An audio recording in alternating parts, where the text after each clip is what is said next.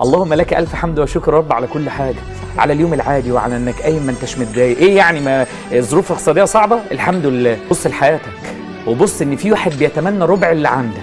انت ما انتش محتاج، مش مطالب منك انك تغير العالم ولا مطالب منك انك تغير الناس اللي حواليك. انت مطالب منك انك تخلق من اللي حواليك يعني عالم شبهك بافكارك وطموحاتك ودنيتك وفكرك.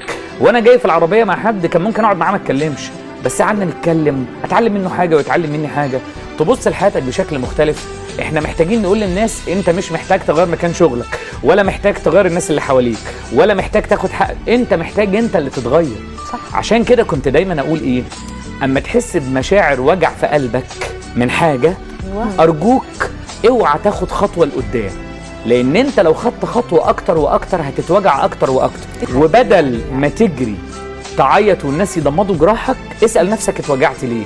واما تغير نقطة القوة دي، نقطة الضعف دي، وتحولها لنقطة قوة، هترجع لنفس العالم اللي كان بيوجعك هتوجعه، مش عشان أذيته، عشان هو ما عادش قادر يوجعك.